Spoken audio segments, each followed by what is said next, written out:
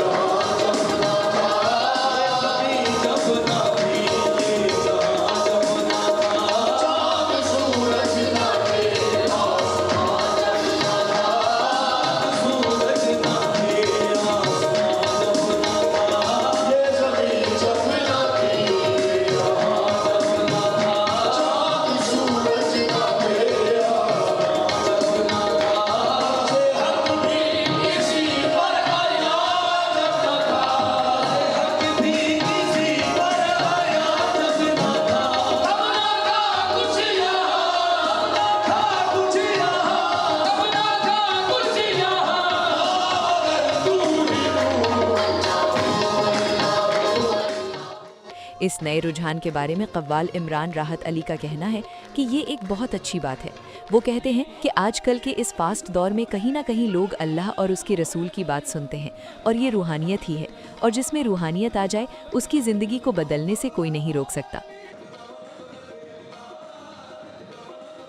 सिलसिला है ना औलिया इकराम का है, और हज़रत ख्वाजा मोइनुद्दीन चिश्ती रहमतुल्लाह अलैह बहुत बुज़ुर्ग हुए हैं, वली हुए हैं, उन्होंने ये काम को इजाद किया है। और ये बहुत अच्छी बात है कि आजकल के इस फास्ट दौर में कहीं ना कहीं वो अल्लाह और उसके रसूल की बात सुनते हैं।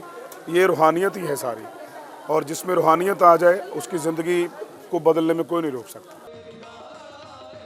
नौजवान कव्वाली के मद्दाह इसे महज मौसीकी नहीं बल्कि एक रूहानी सफ़र समझते हैं। एक मद्दाह कहती हैं, रूह और कव्वाली का बड़ा गहरा और पुराना रिश्ता है। हम उम्मीद करते हैं कि ये रिश्ता बरकरार रहेगा और हम लोग इसको लेकर आगे चलेंगे।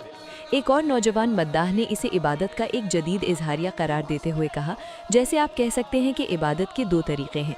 एक वो है जो आप मस्जिद में बैठकर करते हैं, अल्लाह के सामने अपने आप को पेश करते हैं, और दूसरा तरीक़ा इबादत तसव्वुफ़ का है कि आप मौसीकी और कव्वाली के ज़रिए अपने इन जज्बात का इजहार अल्लाह ताला से करते हैं जो आप शायद दूसरी इबादत में ना कर सकें। तो मेरी बड़ी पसंदीदा एक चीज़ है, ये आपको रूहानी तौर पे बड़ा ताज़ा तर फील करवाती है, रिफ़्रेशिंग होती है बड़ी, और जो है लोग भी इसको बड़ा इंजॉय करते हैं। कल्चरल चलता आ रहा है ये हमारा, तो मेरा ये मकसद है कि कव्वाली की सोल को जो है ना वो हम तरोताज़ा रख सकें।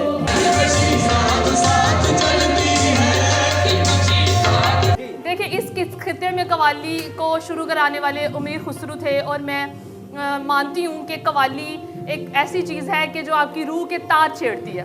तो रूह और कव्वाली का बड़ा गहरा और पुराना रिश्ता है। हम उम्मीद करते हैं कि ये रस्म बरकरार रहेगी, और इस खित्ते की जो स्पेशलिटी है कव्वाली के हवाले से, जो दुनिया में जाने जाते हैं हम लोग, वो हम इसको लेकर इंशाल्लाह आगे चलेंगे।